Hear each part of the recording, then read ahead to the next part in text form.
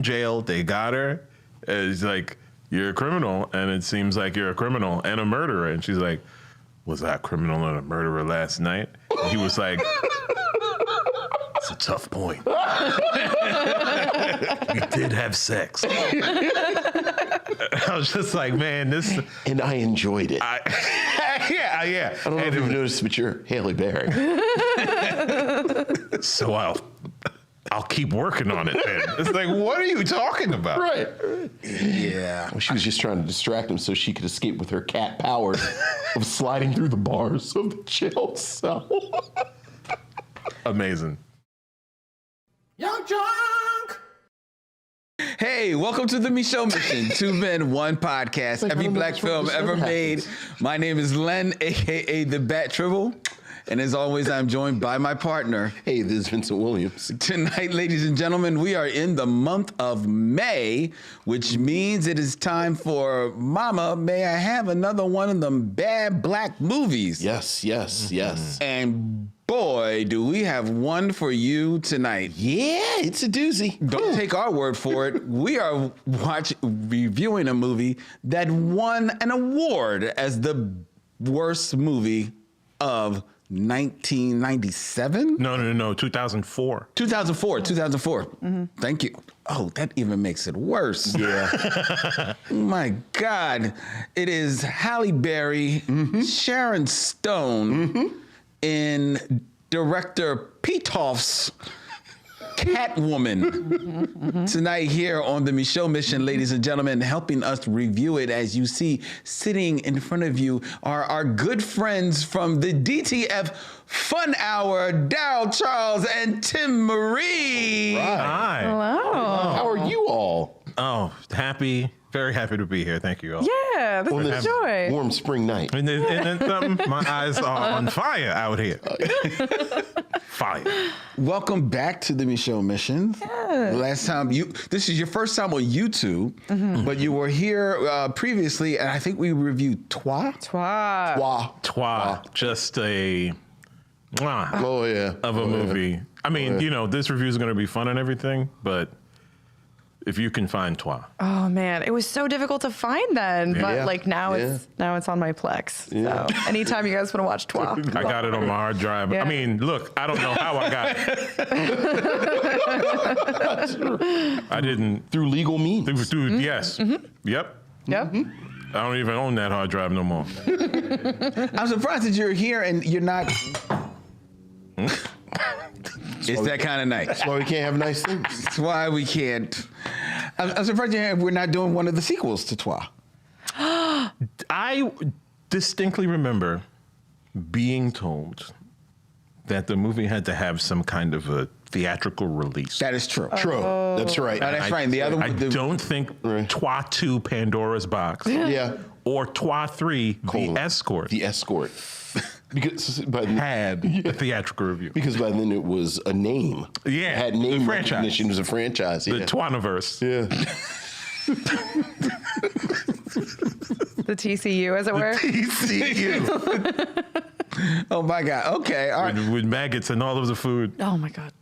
Oh, man. Anyway. And that is like 3 movies in one. There's just so much about it. Like it's just we're not talking We're about not talking about that one. We're talking about such a better movie. Yes. Yes. No, not true. Not that much better. They're good at different stuff. Benjamin Bratt's in this one. That's true. Yes. That's true. Benjamin Bratt's in it. Alex Borstein. Yeah, the voice of Lois. Yeah. Yeah. I'll always love her from many of her problematic Mad TV sketches. Oh, and the guy that plays the Merovingian. That's true. The guy who plays him here, which I believe is his government name. Yes, that is. The Merovingian. It's the Merovingian. Just professionally a douchebag. Yeah, no, I mean, look, you've seen his face. Yeah. Like, there's limited options for you as an actor when you have I that wonder face. if he does feel typecast, like in that face. You got to know what you're working with as an actor. I wonder if people like him, like in his real life. Right. Yeah. Sure, yeah. Yeah, friend. No. This is just my face. This is just how I sound. I'm not actually an asshole. These are really good eggs. No, they're fluffy and light. Why is everybody crying? I'm not being sarcastic. So what made y'all choose Catwoman?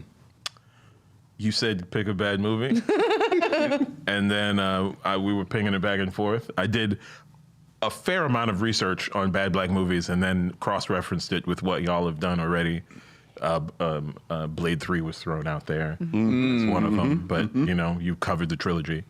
We did Already. So then Catwoman. I was like, well, I'm enough of a comic book nerd to feel like I have something to say about a pre-Iron Man comic book movie. Okay. Oh, that's true. Yeah. Mm-hmm. I mean, what are we drawing a line in the sand with before Iron Man and after Iron Man as far as comic book movies? I saw a review of another movie, which would not be covered on this illustrious podcast, that was like, this movie was so bad, it made me it made the person who made the quote be like, I should thank Marvel because the amount of care and effort that they put into creating a cinematic universe, regardless of how the individual movies may be good or bad, it gets highlighted when you watch a movie that came out before Iron Man. I mean, like, I can see all of the complaints about MCU and the things that it's done to the industry at large, but I mean, they are well produced. There's like no debate about that. Sure. And I think that like this movie is fun. This movie is Catwoman is absolutely a fun movie. It's just the whole time it's like, did a 16-year-old make this who's like learning how to make video games? Was this written by a 16-year-old? Like those kind of things. Have they read Catwoman?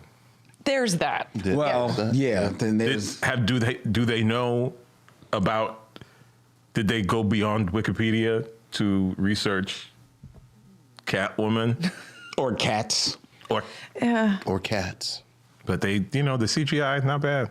We'll get on to all that. We'll get into all of that. But first, we are going to take a trip. We don't have any emails tonight, so that means we can get directly into our features. And that's right. Y'all weren't here last time when we did features, so we do features now. We have segments. A little bit more structure. I get it. I love it. I think we were there for a 6 degrees. We were there for a 6 degrees. Yes. Well, we've added something to that. And it's something that I like to call the top 5. Top 5. Who's your top 5?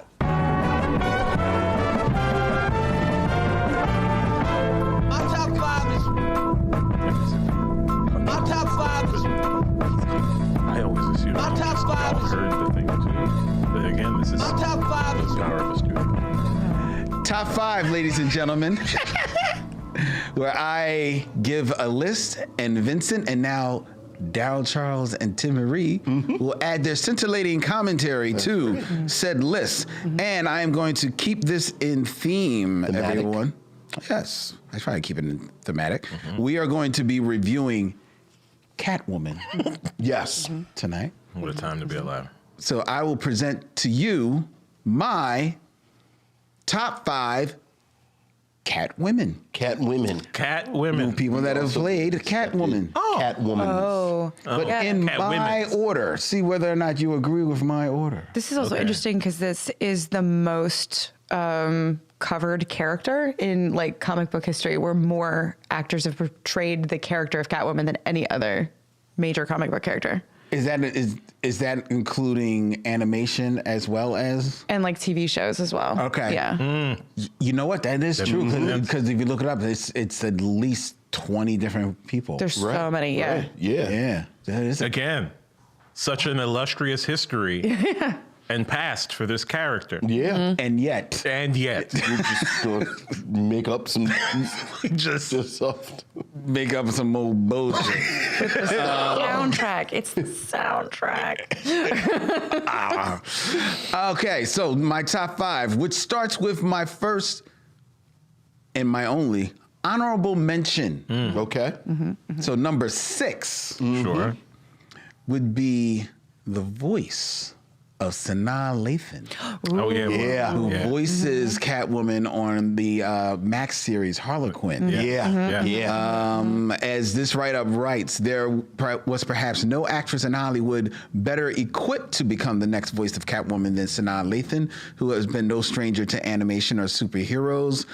For years, she played Donna Stubbs on Family Guy, as well as The Cleveland Show. I was not even aware of that. I did not know that. This is me finding out. She was also unofficially, Vincent has pointed this out many times, the mother of the modern Marvel cinema, because in 1998 she starred in Blade as the mother to Wesley Snipes, half human, half vampire superhero.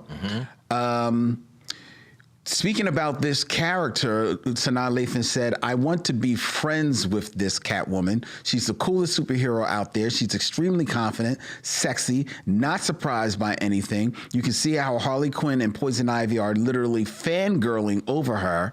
She just knows she's a badass. She has the confidence that every woman wants and needs." And it is, and she gets it over in... Animation-wise, I like the design of the character, but it's not far from my favorite animation design of the character. But Sanaa Lathan's voice just gets it over. Yeah, and she I'm kills just it. like, Yeah. Idiot. Yeah. You've raised the bar already, if that's your honorable That's your honorable mention. Yeah, so let's hear these other 5. Yeah. All right. Well, that is my only one that I chose from animation. Okay. All right. Okay. All right. Man, I'm trying to think. Okay, please. Number 5, Number 5. Cameron Bankadova. Not familiar? Not at all. She played Catwoman from 2014 to 2019 in the TV show Gotham. Ah. A younger Catwoman on the Gotham series, which serves as the origin story for Batman. Cameron played the younger version of Selena Kyle, aka Catwoman. She says, speaking of the role, the only 3 words that I can describe about this experience are awesome and honor and grateful. Every synonym of those 3 words is me at the moment. It's great. I'm getting to show a side of Selena Kyle that nobody's ever seen before, and that's cool. I feel pretty special. And honestly, I was very hit or miss on Gotham. I was a huge Batman fan. I was like, this is some bull. But I found myself liking her. She was blonder than I like my Catwoman, but she definitely had a little bit of an exotic look to her. And I actually thought she was probably, of the younger actors on the show, one of the best actors, and the one who grew the most over the 5 years of the series. And she grew on me. I really liked her. I look forward to seeing her on the show. I've never seen one episode of Gotham. Neither have I. It was a moment in my life where they announced the show and they were like, no supervillains, no Batman. This is about the fall of a city. Jim Gordon. Cool. I was like, oh man, that sounds great. And then, Business Daddy does what Business Daddy does. And they were like, nope, we're putting superheroes in it. And I said, you know what? Listen, I'm not going to rage. I'm not going to be the nerd who sits here and go, you're destroying my... I'm not going to do that. Right, sure. I'm just going to not watch the show. I'm just not going to participate. And look, if I really want to have a hand in how the next Batman show takes place, then I should figure out how to be a key grip or a gaffer or something. But until then, I'll just go tell jokes outside. And so thank you, Gotham, for getting me into stand-up comedy. And that's your origin. And that's my origin story. That's your origin story. Well, they didn't put superheroes in there. Like, he never shows up, and like, he's always a young boy. Sure. So no superhero, but the villains are. Right, the villains are all there. And Yeah, it's it like, is. but again, like, I don't. Don't do it. Exactly. Because I feel you're about to get... Yeah, I was about to get into it. So it's like, okay. Were they friends? Was young Selena friends with young Bruce? Yeah. So they weren't you're telling me a couple, that they were- old Selena is a dummy who doesn't know that her childhood friend is in a mask with his mouth out? Anyway, I just said to myself, I'm just not going to participate. Right. And it's not in my head canon. Sure. It's just not in your head canon. It's just not in my canon. Okay, fair enough. Right. But there's also Elseworlds, right? That's right. That's what this more or less this was. universe where They weren't trying to say this was this your makes Batman. sense somehow. Yeah, it's like you sent me a thing where it's like, it was showing from Jim Gordon's point of view that everybody sees Batman coming and leaving, but they just let him do it. Yes. Because he's just a sad man. Yes. And they're like, let him be a sad man. Yeah. And I'm like, that's Elseworld stuff. Yeah. I am here for, look at this sad man beating up the poor. Well, let's let him do it. Let's not forget the mentally disabled. Yes, yes, totally. yes. Without a doubt. The people who need to steal food to eat Yeah. will break their damn jaws. Elseworlds, you know? My favorite version of that is that everyone at the Daily Planet knows that Superman is Clark Kent, but he's such a nice guy. And he's trying so hard. Imagine if he was a jerk. Like, you feel like a dick saying it, so it's like, oh, my stomach's hurt. It's like, oh, Clark, you should probably go get some ginger ale or something. Okay. And then, and then he comes back and he's like gone. winking. Yeah. And, and Jimmy is looking at Dolores like, so yeah, that's my favorite version. Like the janitor is just like waiting outside the closet. Right. Oh, I guess somebody's in trouble, huh? Right. I'll just put this mop away later then. Yeah. Exactly. All my papers are everywhere. We'll never find out the culprit. Number 4. Number 4. This may be a little controversial. All right. My number You've 4. already had a Catwoman that no one here knows, so. Okay. Okay. My number 4 Catwoman is from 1992, Batman Returns, Michelle Pfeiffer. As long as she's on the list. I mean, So that means, she's 4, so there are 3 better than her? Yes. I'm okay with this depending on who the top 3 are. yeah, Right. it's very dependent. That's the fun of the Right. the thing. Because Michelle Pfeiffer's a good one. Yeah. She's also the one that is crazy, right? Like, Yes. Yeah, oh yeah. She's the one. She's not playing it like a cat breathed into me, and so magically I have powers. That is a crazy person, and I love it for that. Yeah. I love it that she's just like, I have a head injury, and this is what I'm doing with it. Like, Yeah, that's true. It causes me to get really good at fashion. Right. Right. She does. That seems to be a theme with Catwomen. My number 3 is a recent one from 2022, The Batman, Zoe Kravitz. Yeah, see now you're running out of spaces. Right. The problem is you're running out of spaces running out of now spaces? because you've not said Lee Merriweather, Julie Newmar, or Eartha Kitt yet. Okay. So you're going to leave one of them off. I got too much. Yeah. But I mean, as an individual, I like the movie, but it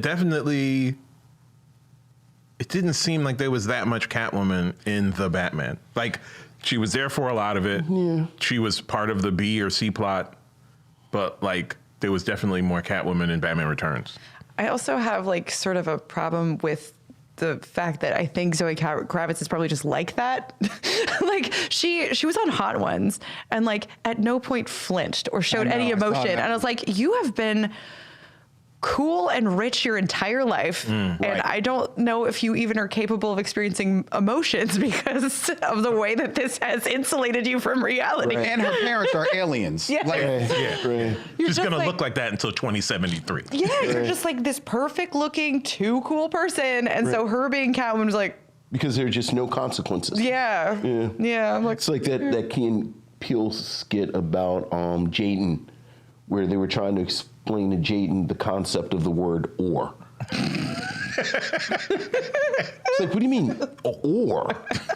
Like, I want this and that. And they're like, no, you have to pick. Or. He's like, what is or? It's like Zoe Kravitz's whole life. Right. What is or?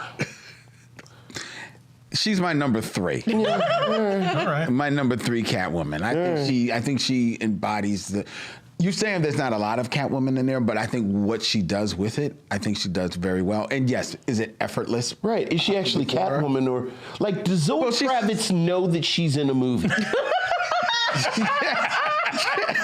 Does she think this is, of course Robert Pattinson dresses up in a weird kinky sex suit because this is Thursday. Perhaps. Right. And I have a feeling where she lives, it looks like her apartment. Like, it's a big, lofty, a lot of space. I think she had like a crappy apartment in this one. She has had like a roommate. It's like a bear. Yes, that's a roommate. There's a bunch of stuff in it. No. I mean, there's a bunch of had a stuff, big but it's all room. cramped. Right. No, Right. She doesn't have no. a fancy spot in this one because she's like works at a club. Like she's like a working class Yeah, Catwoman. her you're room thinking was about kinda big. Flashdance, where 18-year-olds got like a whole loft apartment but to it looked herself. he was looking from the windows, and she was going to a lot of different rooms. She had a big closet. Big closet. She had a big closet. Anyway, whatever. I mean, she did have a motorcycle. All right, so who's two? Because I know I feel so much judgment. it's a little judgment, but I'm trying to, because I understand I have an unhealthy sort of affection for Lee Meredith, which might not be justified It's not. because she's just in the one movie, but still. Not that good. Number two is Fine. What are you talking about? she's number two Okay. Come on. Who we got in the two slot? from the original live series from 1966, 1967. Julie Newmar, Sure, of course. The standard. who for a long time was my number one. Yeah, the standard. Yeah, she probably is the standard. Yeah, absolutely. Catwoman, effortlessly, but like just a very attractive woman. Sure. Sexy, wears the suit well, had the suit tailor-made for her. Like you said, I want the belt to hinge down on she knew exactly what she wanted. If I'm recalling correctly, I think she might have almost gotten a role in the Halle Berry Catwoman, but it didn't end up happening. And Michelle Pfeiffer also almost had a role, and she was like, no. Well, we'll talk about it a little bit, but there is something to that as far as Michelle Pfeiffer with Right. Halle Berry. We'll talk about it when we get into the review.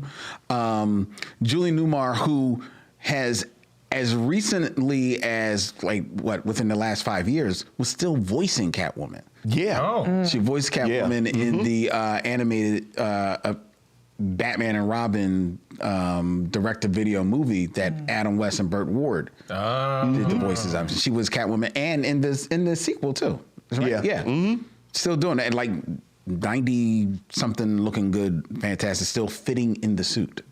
Well, that's something that you say when you get up there in age. I still fit the suit, huh? Huh? The other thing I like about the Julie Newmar Catwoman as a comic fan, it's something they've picked up in the past 10 years, that Catwoman is actually smarter than Batman. Like the dynamic in the television show, like Riddler, speaking of crazy, like Riddler, Frank Gershwin's Riddler was actually unsettling in the show. Right. Joker's kind of wacky, chaotic. Penguin is goofy. But Julie Newmar is actually smart. And I love that about that Catwoman. Yeah. So, yeah. My number one is, of course, from Batman 1967 to 68. Sure, of Third course. season of the Batman series was one Eartha Kitt. Yep. Played the role of who, to me, I think she brings pretty much everything that Julie Newmar brings to the character. Perhaps, to be fair, an argument can be made that, like, if you had your druthers, you'd want Eartha Kitt to maybe be 5 years a little younger in the role, because she's 40 when she does the role, as opposed to Julie Newmar, who's 33 when she does the role. But the fact that she is 7 years older than her and still brings as much as she's bringing to it, and to me, Eartha Kitt is forever the voice of Catwoman. Yeah. In my head, it's no question, it's Eartha Kitt. She's also the number one Santa baby. Yeah. Santa baby. Just to have it both ways, just everything I just said, Eartha Kitt kind of builds on that Julie Newmar characterization where it kind of makes sense. She's a little older than Batman because she's like, almost treats him like a boy toy. Yeah, she does. So she does. I think she even treats him a little bit more of a boy toy than absolutely. Julie Newmar, who famously, they say, had like a little bit of a thing with Adam West. Oh, wow. Well, according to Adam West. She was still fitting in that suit. Look. She was. She was. So that is my top 5 Catwoman. Okay. And I'm sorry Lee Merriweather did not make Look, I know. the list. Everybody's got their, that lists are subjective. Yeah. I don't think she would make a lot of people's Lee list. Merriweather wore the mask, though. So did Eartha Kitt. That's the thing. True. Arthur wore the mask. And so did Julie Newmar. They all wore the Did mask. Julie Newmar ever wear the mask? Yeah, she did. She didn't wear it a lot, but there are scenes with her in a mask. Yeah. So now what you got? I just like the Batman movie. And that Catwoman. I don't know if she was as smart as Julie Newmar. Well, yeah, but she had on that Jackie Kennedy. That's what did That Jackie Kennedy suit. That's what did when it. she was in disguise. That's what did it for you. Yeah, we see. But What solid list. you like that list? Oh, we suck. Who, me? I'm asking you. I said solid list. Okay, you usually don't like my list, so I need to know whether. Solid list. All right, because I'll hear from it. From Yeah. I hear you will. these people, are great. They get crazy. And people also, just as a general, don't like Anne Hathaway for some reason. So, of course, like if you had included her on there, that would have been a whole thing. Here's the thing about it. Why do people like Anne Hathaway? It's a weird It's a weird thing. She's got big theater kid energy, and so without that. I think a lot of people are just like, I think they think she's fake because of it. Oh yeah, no, that they're not real people in that way. Mm-hmm. Theater kids. Yeah, that's what they're saying. Their thing is the big emotions and all that stuff. It's I like it. raised. I like Anne Hathaway. I don't have anything against Anne Hathaway. I'm a fan. Yeah. And I didn't actually think she was bad as Catwoman. I just think that these other women are better. Yeah. And I didn't think, as far as like at least historically, Catwoman is like this sexy character. And while she looked good, I didn't think she brought a whole lot of sex appeal. Or at least not to me. Mm-hmm. That would be my read on Anne Hathaway. But I ain't got nothing against her. The Nolan trilogy is the least sexy Batman. Well, that's I don't like Chris Nolan's Batman. I know you don't. Mm-hmm. Hot take. It's the hottest of takes. That's my hill. Okay. But there's a lot of people that don't like it's Michael Keaton or nothing, or Right. Yeah, but I don't think. I mean, your thing is that it didn't seem like Nolan cared much for the. Right. You can tell he's too cool for school. Right. Like he finds the whole concept silly. I want to do a movie that goes backwards and forwards. Right. And you have me playing with toys. Right. Like how was Inception? How was Inception more playful and joyful than your 3 Batman movies? I mean, look, the Joker had some bangers. He had some banger jokes. The Dark Knight is Trey Magnifique. That's what y'all keep telling me. I understand. Yeah. I get it. Yeah. I get it. All right. So that's been the top 5, ladies and gentlemen. We're going to move on to the Game of Kings. All right. 6 Degrees of Derville Martin.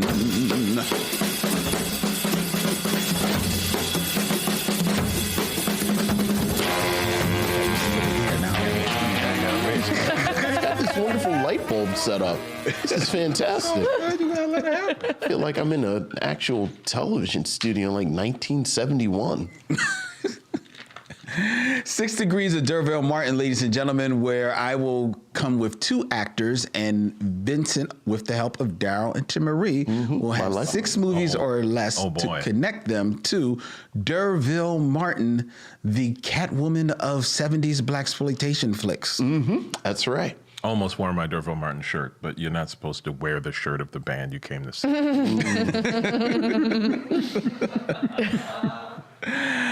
All right. Keeping it in theme. More themes. We are reviewing Catwoman tonight. So these are 2 other women who have portrayed Catwoman. 2 other women who've portrayed Cat. Okay. And you cannot use the film in which they portray Catwoman. I cannot use them when they are Catwoman. Correct. Okay. All right. So in 6 films or less, All right. connect Derville Martin to Anne Hathaway. Oh, Anne Hathaway. Can I throw out some thoughts. Yeah, go ahead. So I feel like Princess Diaries has got to be an option because it's got, oh my God, her name just fell out of my head. She was in Sound. Julie Andrews. Yeah, I feel like that could do something. Can I use Julie Andrews? Let's see if I can use Julie Andrews and get to Princess Diaries. I think you can. Okay. She Mary Poppins? Yeah. She is Mary Poppins. She's also in She's also Victoria. and in Sound of Music. Okay. Let me try and use Julie Andrews. So Derville Martin.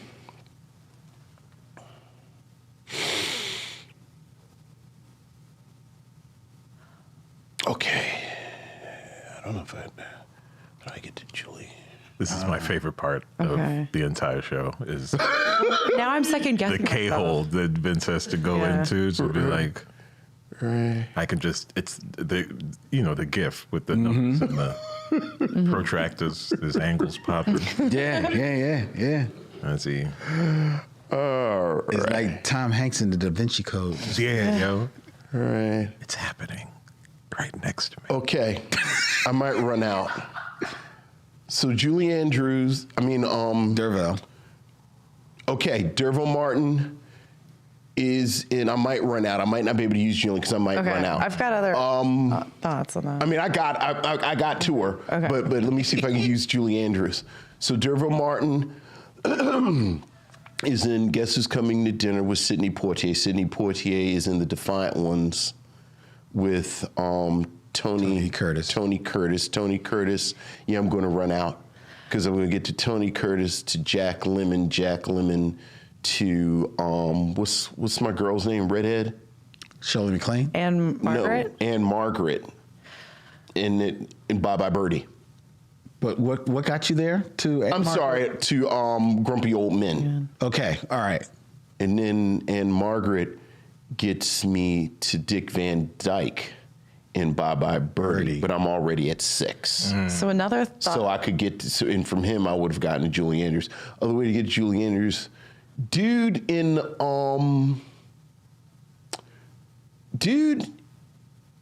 in Sound of Music is in something else that I like. Who, the old guy? No, The father. the father. The weird main dude she suddenly falls in love think with. of it. And yeah.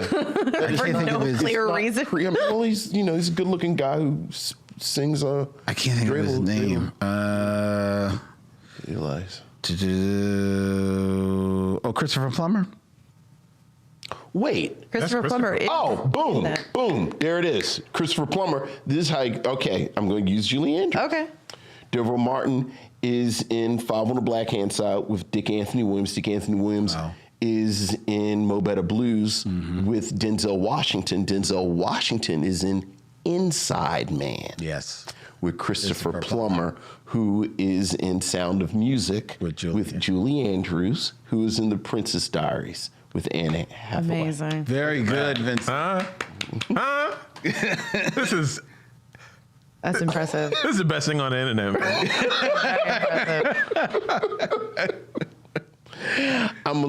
I did that for you because I was appreciate going to go to Sandra Bullock in Demolition Man, and then I was going to talk about Demolition Man because they were in Ocean's 8 together. Oh, okay. I'm about to say Anne Hathaway wasn't in no Demolition. No, She but was in Ocean's 8, though, yeah. She was in yeah. So The other thought I had was like Meryl Streep because of Devil Wears Prada.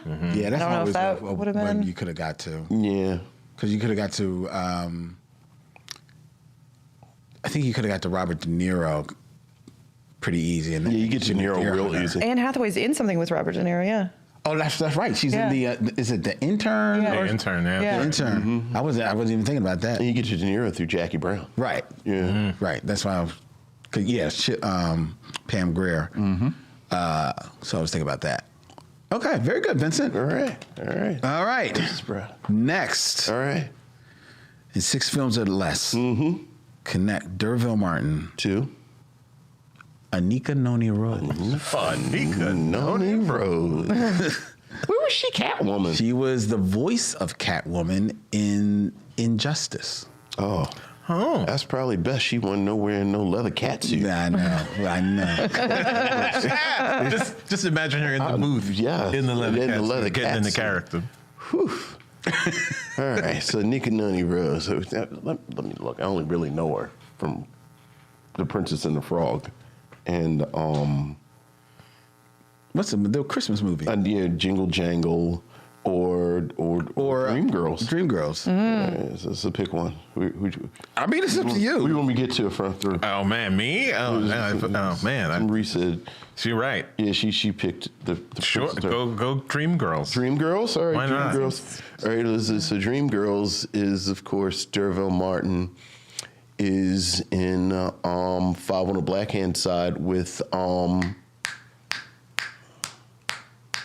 the dad.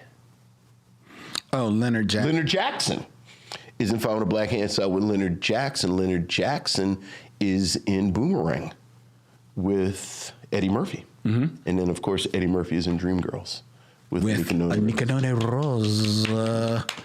Very good, Vincent. Who was Leonard in Boomerang? He's the chemist that Strange throws the panties at. Yeah. Amazing. This is truly stunning. I'm telling you, man, every time.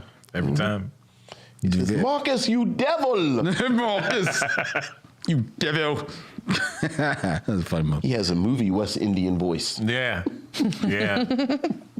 Very good, Vincent. Well right. done. Well Thank done, you. my friend, indeed. I thought 4 movies? Yeah, that was fast. quick. Yeah, that was cool. Well, he's got every connection to a Nicanoni. I was about to say Nicanoni Rose. Boy. That's why I wanted to hear. Wait. When was she Catwoman? Why was this not shared with me earlier? She's in the games and all that? No, I think it's just in the movie. Oh, okay. It's just in the movie That's that Vincent will be watching with Yeah. the screen not showing anything when he goes home. The soundtrack. Why are you watching the movie in the dark? Shh. What are you listening to while you lift weights so heavy?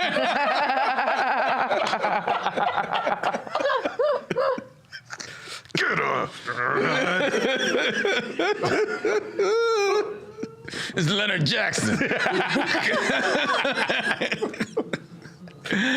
All right, so that was 6 Degrees of Darryl Martin, ladies and gentlemen. Hope you are entertained by that, as we all were. And if you are entertained by Darryl and Timaree, you should check out their podcast, the DTF Fun Hour. It is, I swear to you not, it is the funnest, sexiest game show on the planet. It is such a good time. I listen to every episode. I have to be mindful about when I listen to it. Well, yeah. Because I will be cracking up out loud and people, what are you laughing at? Nah, I just got to text Darryl. Don't worry about it. He was talking about how to use your finger. Listen. Good time. It's the greatest sex education comedy game show in the known universe. Okay. Podcast, live show, every month. Comedy Sports Philly, please come out 3rd Friday. We have a good time. And we also have, in addition to our podcast where we talk about like sexuality things, we also have a spin-off podcast where True. Darryl and I discuss nonfiction books that we've read. I did a fiction one recently. Oh, okay. We do fiction. That's right. It's DTF Book Reports. It's a Patreon exclusive. Please, support good sex education comedy and listen to us talk about books that may or may not have to do with sex, which is always fun. Yeah, sometimes it's about the international blood trade or a family of serial killers in the American frontier. It just depends on what I was reading. Yeah, how to be a good assassin. Yeah. Or how is The Daily Show exactly like Bill O'Reilly? AKA Good Time. Yeah. DTF Fun Hour, ladies and gentlemen. Look for them on the podcast directory near you. And if you're in the Philly area, definitely go to their live show at Comedy Sports. Fun time. It is a fun time. Fun time. BYOB. There you go. Let's get into our review of Catwoman, which I will now pull up. Which I now have to watch. It's fine. You could probably get that movie done in 5 minutes. Like, anyway. Oh, that is so true. So very, very true. All right, here we go. Catwoman from 2004 is the story of a shy, sensitive artist, Patience Phillips, played by one Halle Berry, a woman who can't seem to stop apologizing for her own existence. She works as a graphic designer for the He Dare Beauty, a mammoth cosmetic company on the verge of releasing a revolutionary anti-aging product, which has weird side effects for her antagonist, Sharon Stone, in this film that was directed by Pitoff. Of course. One name. Yes, it is not pilaf as in the rice. It is pitoff. It's delicious. It is delicious. Catwoman, which was made for a budget of $100 million. Oh, Lord. And A lot grossed of cats. $82 million, would live on in infamy, ladies and gentlemen, as considered one of the worst films of all time. And a matter of fact, it won in 2005. It received 7 Golden Raspberry Award nominations and won in the categories of Worst Picture, Worst Director, Worst Screenplay, and Worst Actress for one Halle Berry. Had a bit of fun about that. She showed up, got her award. Yeah, absolutely. Used the whip. I had those pictures on my computer. I was a young man. Yeah, I hear you. I think she might be the only Oscar winner to also be a Razzie winner. I think she or was is. the first, if not. Yeah. I think she may be the first. I don't think Okay. she's the only Okay. at this juncture.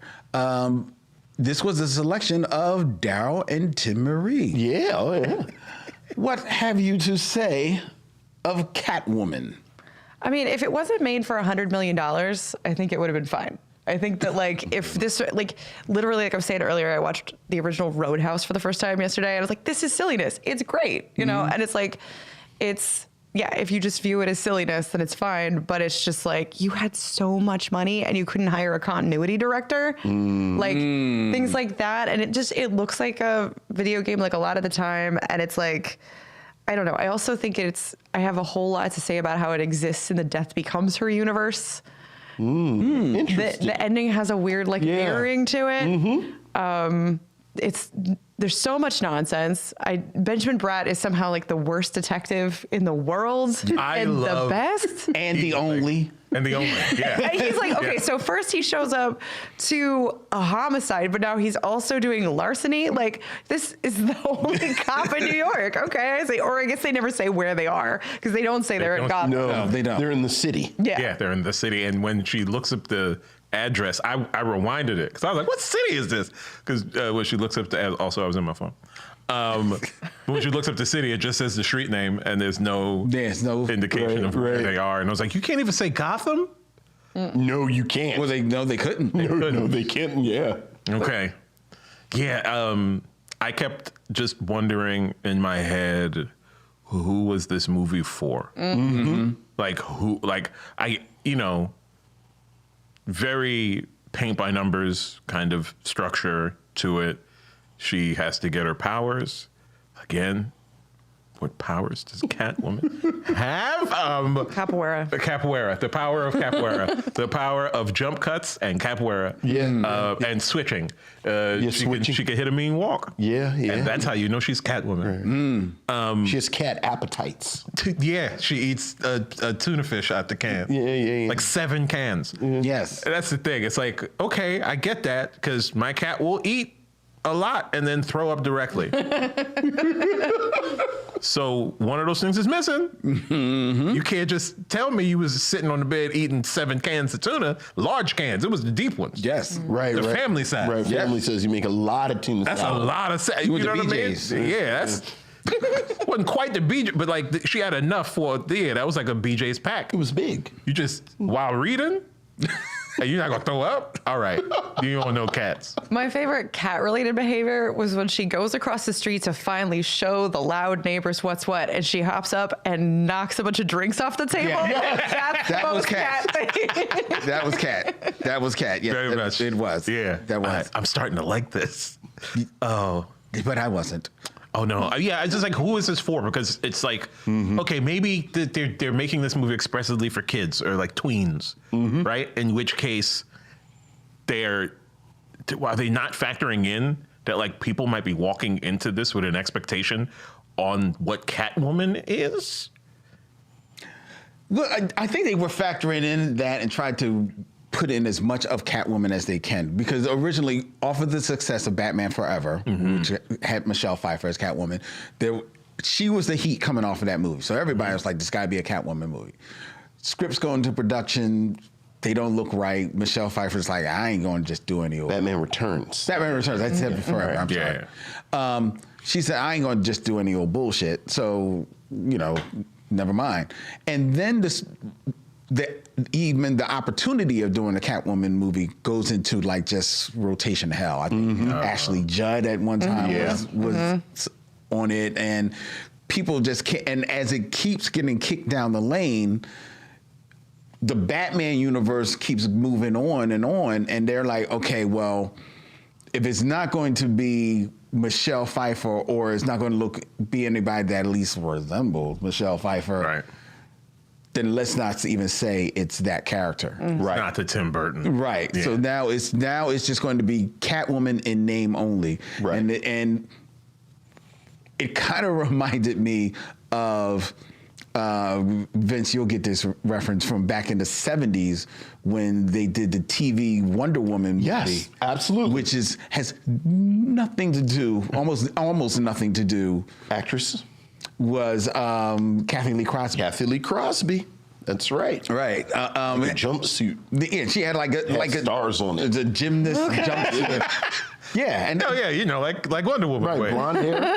blonde hair. Wonder Woman. They're like, running around. Wonder Woman. Sure. Yeah, that's it. You're wondering who this woman is. No, you weren't, because everyone knew she was Wonder Woman. Yeah. No secret. Yeah, including, I think it was Ricardo Montalban was the villain, and he was like, just coming on to Wonder Woman. Like you. We should probably stop talking about it, because let's be clear, it's way more interesting. Way more interesting. I'm sure the whole thing's on YouTube. Okay. Yeah. So as this project kicks down the lane, they can't connect anything to Catwoman. Right. Thus, they can't connect anything to Batman Or Gotham. Thus, the city with no name. And Halle Berry, coming off of an Oscar-winning performance in Monsters Ball, says, okay, Yeah. I cut the check. yeah, I think that's really what it Can't knock the hustle. In her Razzie acceptance speech, she thanked the company for making her make that movie, and called it can we cuss on this? Yes. Oh, yeah. She called it this piece of shit movie. Yes. Yes, because I think at one time she's not dumb. She realized like, ooh, Right. what What are we doing? are we doing here? But She was a good sport. good sport, followed through. I think there aren't many good things about this film at all. The lighting on Halle Berry.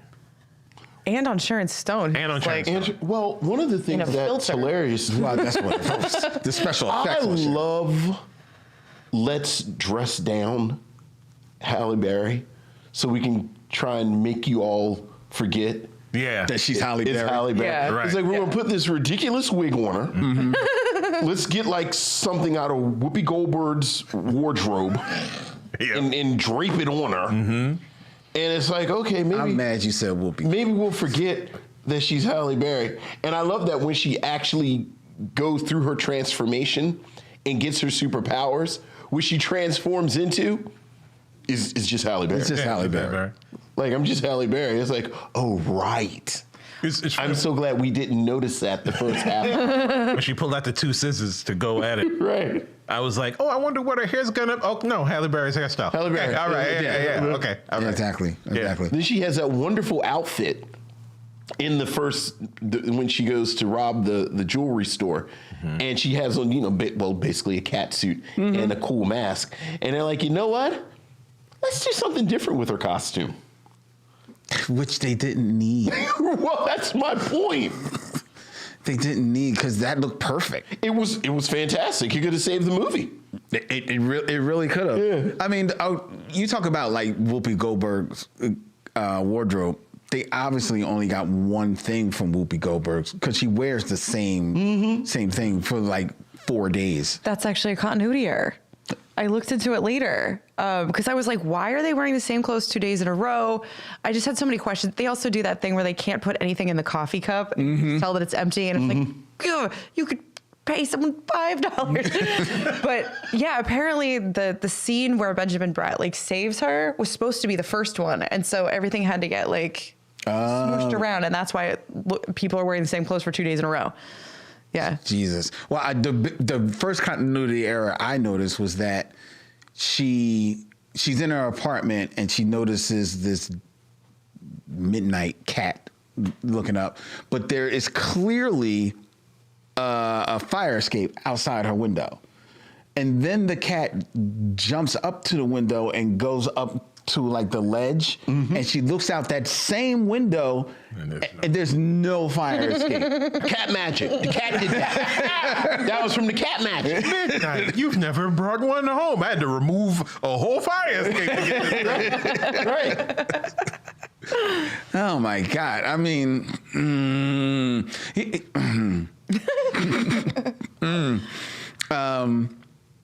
You said one thing that kind of like triggered me a little bit, because you said that Halle Berry knew how to walk. It's that walk was bothering me, because I'm like, Halle Berry, you do know how to walk sexy, don't you? Yeah, right. You can be sexy. But it was like, no. I'm a sexy cat.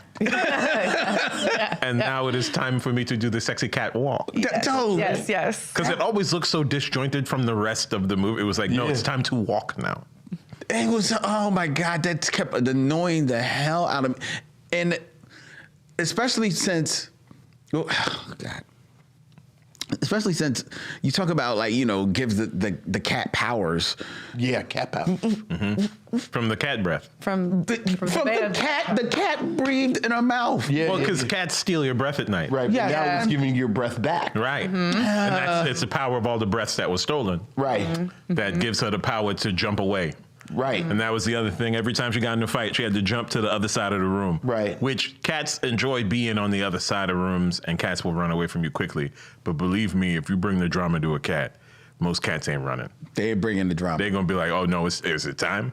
Right. Right. Right. I don't know if you know this, but evolutionarily, I'm a murder machine. I'm a murder machine. It's what I'm here to do. Yeah. You want smoke? I am the fire. That's right. But, she got some good scratches in. Yeah. And she left a claw on the ground. Very cat-like. Very cat-like. She left a claw. Somebody stepped on us. What the hell is this? And it got her into trouble. And as you all mentioned, I love the fact that Benjamin Bratt solved the mystery of who she was 3 different times. Yeah. And Like he kept solving them, and I didn't know if it was a continuity error. And then I thought there was this sort of narrative happening that I was like, maybe Benjamin Bratt isn't actually a detective. just some guy. Like I was trying to see, was he interacting with any of the other police? He's not. He's a dead Because like you said, it's like, oh, is he a homicide detective? Oh, is he a narcotics detective? And I thought maybe it was sort of this commentary on how conventionally good-looking people are allowed to just Be, just go where they want. wander. And I was like, oh, there's like a precursor to Mad Men. Not bad. My point is, I was thinking about a lot of different things. Right. While I was watching So the much movie. time to Right. and to reflect. Yeah, I love when she's like in jail. They got her. It's like, you're a criminal, and it seems like you're a criminal and a murderer. And she's like, was I a criminal and a murderer last night? And he was like, That's a tough point. We did have sex. I was just like, man, this. And I enjoyed it. Yeah. I don't know if you've noticed, but you're Halle Berry. So I'll keep working on it then. It's like, what are you talking about? Right. Yeah. Well, she was just trying to distract him so she could escape with her cat powers of sliding through the bars of the jail cell. Amazing. Yeah, see, I unfortunately blinked and missed that part Oh. when she escapes, Oh, yeah. Oh, yeah. Oh, yeah. Well, meaning I fell asleep. Oh, right. Yeah. Well, the cat comes through the window and then stays in the cell while she does what the cat did to get in the window to get out the cell, and nobody's around. And she turns back to the cat, says thank you, and leaves the cat in the jail cell. Because I woke up, See? and I saw her say something. I was like, yeah. Notably, if you get out of the cell, then it's no problem getting out of the rest of the jail. Everyone knows that. Yeah. The real problem's the cell. That's As soon as they close the thing, they're like, all right, everybody, never look at this person again. ever again. so what was the story that the old woman tells her about Francis the cat? Conroy. Oh, my God. The Catwoman. cats. So she talks about Bast, the Right. Egyptian goddess, Sure. and that the cats are like messengers. And this is like basically the whole thing's an allegory for like wild women. The whole idea is just like women who live outside of like conformity. Right. And that's why it's got this like she's all that thing where it's like she was always Halle Berry the whole time. This is always Right. who she was. Right. And I think if it's trying to say something, it's that is always in you, and it is a choice to live your life that way, which is why at the end I don't need a man, and then she gives the same speech that's actually in The Crow, but they changed a couple words, and she's just like off on her own. Sounds about right, actually. And it's the whole thing, I guess, is just about like, yeah, you don't need that man or that corporate job. You can just go rob people sometimes and live your life. But she gave back most of the jewelry. Like, so she's not even a thief. That was and then now it's That made that made me go, Catwoman would never give it back. And then I said, Darryl, don't do this. Yeah. Watch the movie It's just, so you can talk about it. right. She certainly, if she is going to give it back, which she never would, she certainly would not write sorry on the bag. No, not in the same handwriting. And the she same, wrote something to a police officer. Which was the second time he saw me. And I love, like, I think she used the exact same marker. Yeah. But he did take it to the handwriting expert. Yes. This is one of the best monologues in the movie because the man says, now listen, this is not an exact science. You can't really tell a lot. But look on the left. This person is shy. They don't believe in themselves. They don't think. They had eggs on Tuesday. On the right side, though, this is a self-assured, a killer even. This person has done so much. They're wearing sneakers right now, but they just got out of pumps. Again, imperfect science.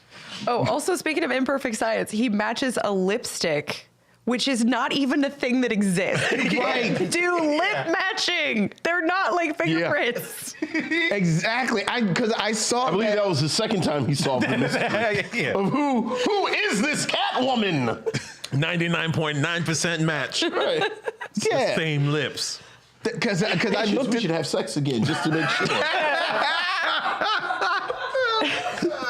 I want to cover many- all my bases. How many outtakes do you think he just called a Halle? You gonna have sex again, Halle? That's not even the line.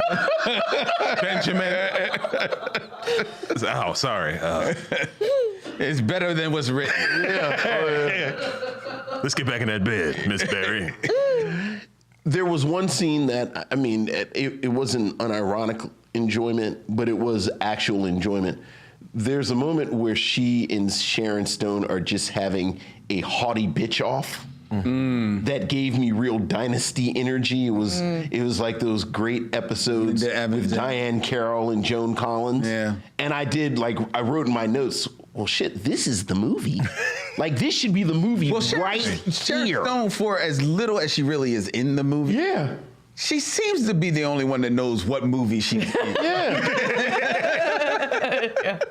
She knows exactly where she is. She's just like, I don't know about y'all, but I'm having fun. I'm having a good time. You know, like you said, she is a special effect every time that she is on the screen. But God bless her. But the shame of it is that if Halle Berry is, I don't know, maybe she bumped her head or something. Like if she is just like gets a little bit more, those scenes, they maybe pop a little bit. Because Sharon is giving you all of the bitch energy that the scenes call for. You know, I mean, it's bullshit, dialogue, Oh, but it's all attitude. Yeah, but it's all the attitude. But Halle, I don't know what she is sleeping. Yeah, like Sharon Stone actually did go on like a character arc of being like being displaced by the young woman who you never. Oh no, you do see her, right? Yeah, Oh, you see her. She shows up because he tells her not to think at the opera. Right. And she's too young to drink. Yeah, and she's too young to drink. Right. And so she gets put out, and then it's like her comeback to take over the company or whatnot, and then there's the reveal. So yeah, there's a plus. Yeah. And it's like her villain origin is really like patriarchy, because she's doing all of this, first of all, because she's been just like working very hard to like, succeed despite et cetera, et cetera. And then also she's, I don't know, is she driven mad by the stuff she's using? Because it seems to have like an unlisted number of side effects. Yeah, that don't affect her. Well, it sounded like, I couldn't really tell, like, is it like some people get the marble-like skin and some people just have their stuff fall off? Like, because it gave her like superpowers. Right. Well, I don't feel pain. Yeah. You can't feel pain. You have skin like marble. Yeah. But you gotta lather it on. We don't know because Alex Bornstein's character, she was using it. Yeah. And they tell us she's sick. Yeah. But you don't really see the scene that took me out. So her character is in the hospital, apparently been admitted to the hospital, but wants to call Halle Berry. But for some reason, it's not calling her from her hospital room. Nah. She's calling her from the hallway. Nurse's desk. Of the nurse's desk. Chilling, too. And just chilling, like got her feet up at the desk. Like the nurse comes over and she's like, "Oh, excuse me," and just stands. Yeah. While everybody's like, I'm like, what is happening here? Not a hospital in the world. I thought maybe she was faking because she was going to get her a doctor man, which she does. Well, she does. She ended up getting a doctor. But she was just literally just hanging out at the nurse's desk. Yeah, I don't know, Len. I don't know. I know the realism of that scene really took you out. It took me out of the film. Right. The movie where she wakes up in mud. All them cats on her for the transference, and then she wakes up, ain't a damn cat in sight. That's very cat-like. That's very cat-like. Oh my goodness. Very cat-like. We'll leave you alone in a minute. You were saying that there was something about the ending you wanted to. Oh, okay. So this is how many of y'all have seen Death Becomes Her? Oh, I have. Already familiar with this? Yeah, okay. I like it. All right. So I think it's an amazing movie. Wrongly, Rolling Stone put it on a list of like worst movies by good directors. They were just wrong to do so. But anyway. Rolling Stone, As though Robert Zemeckis, he's got some clunkers in there. You mean a group of middle class, probably middle-aged white guys got a movie about the beauty industry and they got it wrong? Yeah, I'm gonna go on a limb and say yeah. Interesting. But so Death Becomes Her, basically at the end, like Bruce Willis is choosing between a life of maintaining beauty and he'll live for forever, but like your whole purpose and all you live for is living for forever in beauty. And so instead he drops very far. In this one, Sharon Stone realizes that she is going to be disfigured and chooses to let go so that she does not have to, like, she's basically, I don't know, it's the same, it's the inverse, but it's like they were both given the same kind of choice and she went no because she couldn't live without the beauty. I don't know. That was the parallel to me, is that either way, it's like a trap. In any event, it's a trap. Well, I think it's like you said about Sharon Stone. Like, you get the sense that Sharon Stone, A, was the only one who actually realized the movie she was in, but B, was almost doing her best to be in an interesting movie. Like there's definitely, if you have to sit and watch this. Right. over we in the did. over in the corner, Sharon Stone is doing something a little interesting. Yeah, but like, I mean, you can totally see the overtones of the remarks on beauty Right. and the beauty industry, and of what capitalism will do to a able-bodied, smart woman or whatnot. But you see that way more in Sharon Stone's character Exactly. than you do in where you would think the protagonist's role would be. Right. And She curses him out and then gets fired. Is the most go get him girl thing she did. And not to put too fine of a point on it, but because I looked it up because like you, I said, well, it's something kind of interesting going on with Sharon Stone. And Sharon Stone's character talked about, I was the face of beauty for this many years, and as soon as I turned 40, they told me I wasn't beautiful anymore. Mm-hmm. And Sharon Stone is 8 years older than Halle Berry, but she's given as good as she gets, and you can see it on her face. Like, obviously Halle Berry is Halle Berry, but like, I'm not going to be a sack of potatoes. Oh, no. In the scenes with her. Every one of them pictures, I was like, did they touch him up? Like, are they doing like CGI on it? But I was like, yeah, no, Sharon Stone knows how to use her face. As All them pictures. despite how crazy the script is and the dialogue, a lot of what you were all saying maybe gets over in a B movie type of way if this film is directed better. Oh, well. The other crime of this By film directed. it's very the crime of this film is how it is directed. How The basketball date? the basketball It date. actually made me dizzy. Like, I didn't actually understand what was happening. I was like, am I having a stroke? That's not how you play basketball? You just grab a ball and then a bunch of children come gather around And they you. just move And the then camera You real bounce it a fast. little bit. Yeah. And then you fly through the air to hit your dunk shot. I'll never forgive him for saying dunk shot. There were so many in all the action scenes. I was like, could you stop cutting. It was like, Can we just lock down a camera? Yeah. And you're talking about in the action scenes, there were scenes in The Office where we're jumping from close-ups and then a weird two-shot, then another strange close-up on people. Like, can you just lock down a camera and just trust these people? Like, you've hired actors. Like Halle Berry's got an Academy Award in her trailer. Benjamin Bratt, give him something decent to work with. He'll get it over. He's professionally good looking. Exactly. Just lock down the camera and just point and move. You don't even have to move it. But this is just jumping all over the freaking.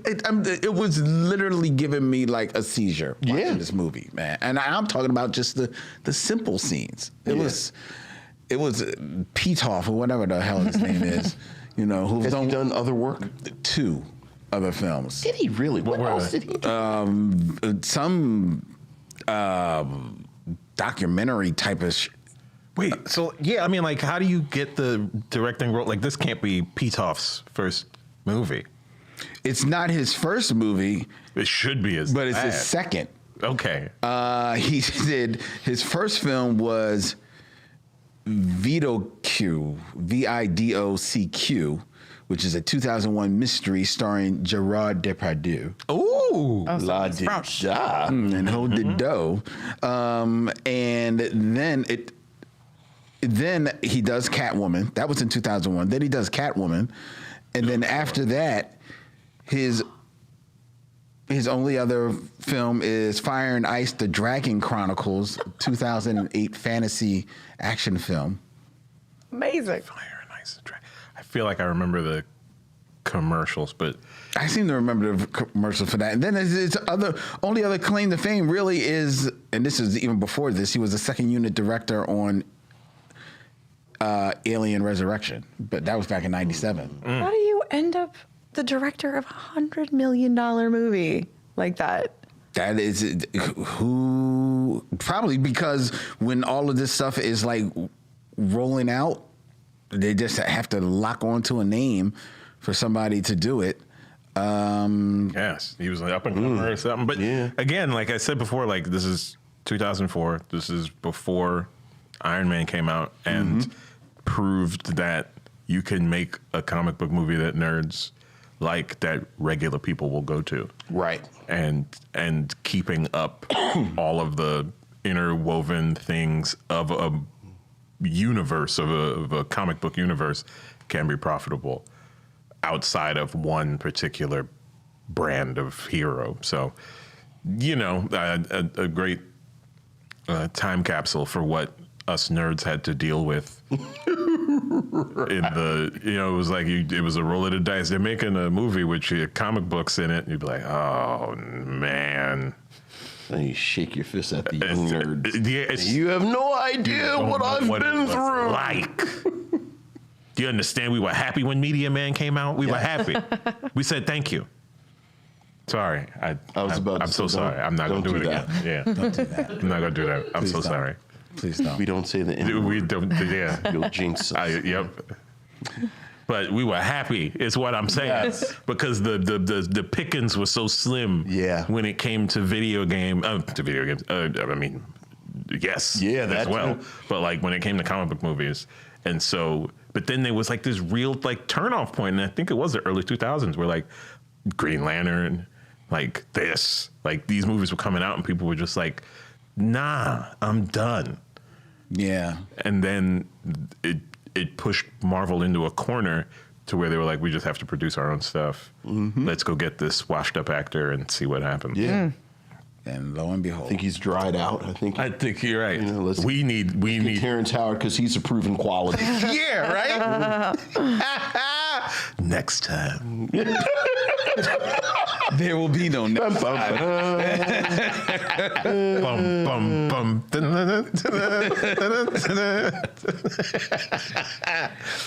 So, Timaree, since for some reason I feel like you had the most fun with this movie, would you recommend that people see Catwoman? Wouldn't pay for it, and I would recommend doing it with a group of people. I was one of those groups. And when I watched it, I was with a bunch of friends and drinking heavily, and I think that that's probably the best case scenario, because also we can be talking to each other about all of this. Yeah. And I think that that's how this is meant to be enjoyed, is we can all be saying, like, why can't you just put some liquid in that coffee cup? Like, why would, those kind of things that just bring. So, is bring there life a to life. future? Is there an aftermarket future for Catwoman taking the place of the Rocky Horror movie? Oh my God. I mean, I think you could do that with a lot of things. I'm not really sure why Rocky Horror has that place. Like, no offense to people who love it, but it's like, yeah, you can. If you just go hard enough and you wear silly enough clothes, you could make anything a Rocky Horror kind of situation if you want to. Yeah. Okay. Darryl? I can't disagree more. Ooh. Because I think the thing about and I was talking about this yesterday as I was watching the movie, which I guess proves your point. But the thing about those movies is that they can be limited in whatever, but it's the attempt, right? Like Rocky Horror Picture Show, which I haven't seen, but like I can imagine like Clue, Total Recall, a lot of those movies, like even a lot of those Schwarzenegger movies, like Predator, like. They are limited by the skill sets of the people who did it, but you could tell that they gave it a shot. Yeah. Like they wanted to make the best movie they could, and where it falls short is where it's fun. Okay. Right? Like that's where it's fun to me, and that's what makes it the kind of movie where you could watch it with your friends and whatnot. Like Toi, for example. Like where it falls short is what's fun. But like Catwoman, it was so paint by numbers. It was so like it was like they didn't care as soon as they hit cut. Like, it's just like, I'd be like, nah, you could watch anything else. Like, go watch somebody fail from an honest attempt. Like, this was just and I like a good, bad movie, but like, this isn't even that to me. So I would say. So it sounds like you would recommend you would recommend Toi before Catwoman. Oh, like. I would as well. Oh, yeah. Like Summer Party, you just gonna have something on. It's not even, yo, TBS, you want to play something in the middle of the afternoon? Don't put it on Catwoman, put it on Toi. Okay. Yeah, but yeah, it's just yuck. Halle Berry is gorgeous. and you can. And there are so many great shots of her face. Yeah. That is And her kind of body. the plot of the movie. And- but- Halle Berry was on Atkins at the time. Yeah, that seems to be the plot. Yes. Except for when she's going through those bars. They cut the camera at the... Man, they didn't care about me. But, outside of that, leave it alone. What do you say, Vince? The same. I also love a bad movie, but this one commits the cardinal sin. It's boring in long stretches. Wow. Like I kept looking, because I think it comes in at 1 hour and 45 minutes. And I kept looking, and there were 45 minutes left.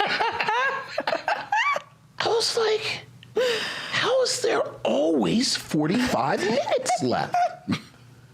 So in my mind, I would not recommend it. Unless somebody will, I feel like maybe there's a 45-minute cut of this that you cut out an hour. But no, in this present form, no, I wouldn't recommend it. Yeah, I can't recommend this movie either. I didn't like Halle Berry in it. I didn't like Benjamin Bratt in it. Sharon Stone is having fun, but I'm not a big Sharon Stone fan, so that's not enough for her. I like Alex Borstein, but I can watch her in other things. So I just did not. I found everything about this movie just very off-putting. I love the tone. I just love the tone. This movie's just off-putting. So no, I cannot do that to anyone. I would not do that to anyone. I cannot recommend this, and not even for a good party. Okay. No. I mean, if you were having we're gonna Batman it up. We're going to watch all the Batman things that we have that can get a hold of. And you want to have a block for the worst of it. Right? We're going to put on Batman and Robin. We're going to have some drinks. Then we'll put on Catwoman. Like that kind of thing. Okay. No. Because I'm going to tell you exactly what's going to happen. You'll put on Batman and Robin, and to your point, you'll get into the hilarity of it, the campiness of it, and you'll have some stupid fun of it. You'll still you'll forget that Alicia Silverstone is there, and you'll just wait for Arnold to come in and talk whatever. You put on Catwoman, within 15 minutes, everybody is this still on? Yeah, can we turn this off? Anything else? Yeah. It's 45 minutes left. Always 45 minutes left. Go. Yeah, And it's always been 45 minutes. yeah, I agree. Don't. If you're gonna watch a bunch of but the Completionist, it has no reference to anything else in Batman. So you're not. What are you matter. completing? Yeah, it doesn't even matter. You're completing your meltdown. Yeah. Like, I love the fact that Warner Brothers lawyers were so airtight that in the little montage where they showed all the different Catwomans, where this is the perfect moment to have just a shot of Michelle Pfeiffer, the WB lawyers are like, no. I swear to God. No. They do have one, like the photo. They do have a photo that looks like Michelle Pfeiffer in it. Like that is. Do But they? it's not. Yeah. It's not her. But it's just meant to look like her, I guess. Yeah, but Okay. because I don't even think. Because I think the costume is still a little bit different as well. Oh, interesting. Yeah. Okay. Yeah. It's like there's a bunch of like photos laying on the ground, and I was like, is that? Yeah, because guess I think they were really kind of adamant. Or don't Cannot connect this to Batman. don't let them find this review. It's like, I think there's a Michelle Pfeiffer in there. Just get the forensic detectives on Catwoman. No. So there you go, ladies and gentlemen. Right. That's our thoughts on Catwoman. And that concludes our review here tonight in the very month of May, as we are giving you bad black movies. Stay tuned, because we're going to tell you what we're going to be reviewing next week here on the Micheaux Mission. But before we do that, give another round of virtual applause for Timaree and Darryl Charles of the DTF Fun Hour. If you're not here in Philly, wherever you find podcasts, definitely look them up. And they're on social media at DTF DT Fun Hour. DT Fun Hour. Yeah, DT Fun Hour. Look them up. They're classy people. Thank y'all so much. Thank you for having us. Thank you. Yeah, thanks for having us. This was fun. Who selected this movie? You selected this movie? It was me? Yeah, I suggested a couple horror movies, and you were like, "What about?" Well, no, I told him those. Oh, okay. And then you were like, "No, we're doing bad ones." Oh, okay. And I was like, "Bad ones," and I was like, "Catwoman," but I had already started looking stuff up to see what, and yeah. It was a great choice. Yeah, But- I mean, when I was bad like, movie. I was like, man, it's bad. And then I looked to see like, is it easily streamable? And I was like, it is. I was like, damn it, Good choice. Well done. Yeah. damn it, Well done. this is bad. Yeah. Well, next And- time the choice will be yours. Oh, Yeah. okay. But say I did do I had a web series called Which One Is Worse? We would compare two things, and we did do Elektra versus Catwoman. So I've seen Catwoman too many times. Elektra versus Catwoman. Yeah. Wow. Because Elektra is bad. Elektra is I terrible. think we picked. Catwoman. I didn't even. I should have watched it just to do it, but like I think we picked Elektra. Maybe we picked Really? Catwoman? Because Elektra is bad, but it's a better made movie. It's a better made movie, but we might have picked Catwoman to be worse. Well, you gotta watch it to find out. But it did remind me that I've watched Catwoman too many times because you to make a stupid 5-minute joke video, you gotta watch it over and over again.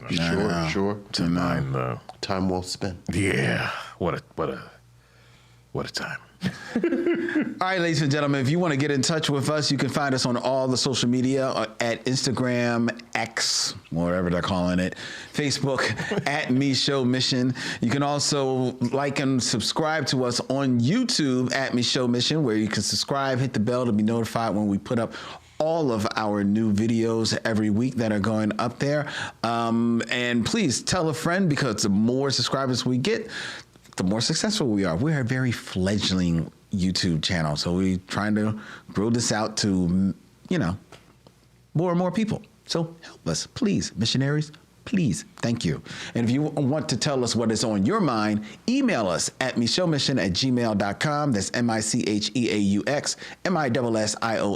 MICHEAUXMISSION@gmail.com. The Micheaux Mission is a proud member of The Podglomerate, thepodglomerate.com. They make podcasts work, such as ours, which streams live every Tuesday night at 7 p.m. from Yunk Junk, Philadelphia's premier video podcast palace here in Manayunk. If you want to have your podcast take place in one of all of the glorious studios that they have here, not this one, this is branded Micheaux Mission, hands off, but any of the other studios, get in touch with our man Dylan at yunkjunk.com. That's DYLAN at yunkjunk.com. He will get you fixed up in one of the other studios. Don't say Len said I can have the Micheaux Mission studio, because he's taking names. We already took care of the first person that tried that, so don't try it again.